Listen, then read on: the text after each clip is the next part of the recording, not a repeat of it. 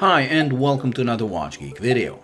Today we take a look at the latest model issued by AVI-8, or AVI-8, however you want to pronounce it. As usual with AVI-8, this model is also inspired by and named after a historical airplane. In this case, it is the Spitfire, a true legend among warplanes and a plane that many considered the best fighter of World War II.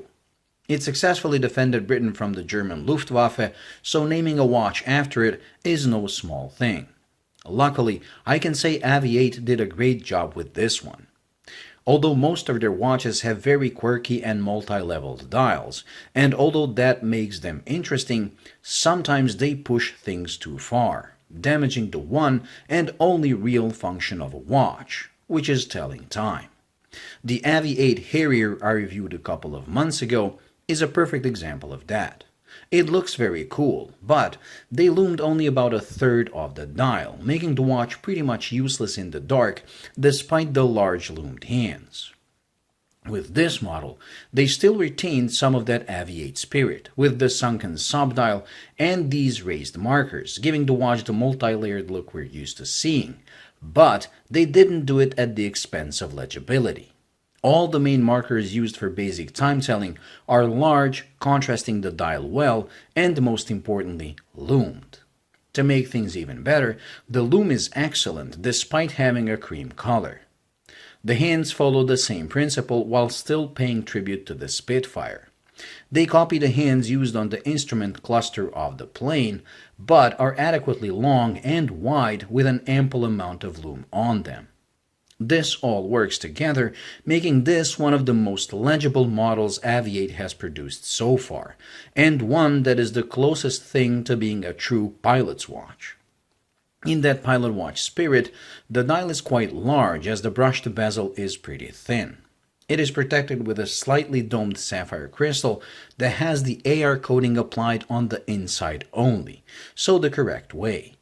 The case is also on the large side, at just a tad under 43 mm.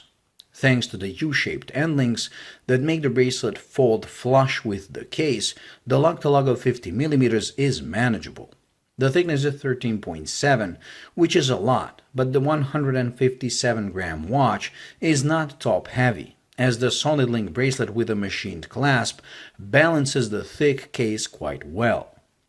Both case and bracelet are completely brushed as you would expect from a military-inspired watch, with the case having polished bevels on the sides. The finishing is quite good and the transitions are crisp and sharp. The case also features this rivet-like decoration as yet another Spitfire reference. The movement powering this thing is a Miyota that has the small seconds and date complications. It beats away at 21,600 bph and comes with hand-winding capability. Sadly, it is missing the hacking option, which would be a welcomed feature on a pilot watch. The movement is visible through the exhibition caseback, and not only does it feature some decoration, but it also has a custom-made rotor that is in the shape of a Spitfire airplane. It is a cool little feature, and I admit I like it. The watch comes in a few dial and case configurations, but I went with this one, as I like the military colorway on it, and because I don't like coated cases. I was afraid the loom might be subpar, given the cream color, but luckily it proved to be quite good. So in conclusion, I can say this is a very well made piece with a slightly rough, but tried and reliable movement, covering all the specs right, from the good quality bracelet to the sapphire crystal. But most importantly, it is a step in the right direction for AVI-8, as they managed to strike a fine balance between what they're known for, which is a playful and interesting dial, while not sacrificing the legibility of the watch. I do hope they continue down this path with their future models as well.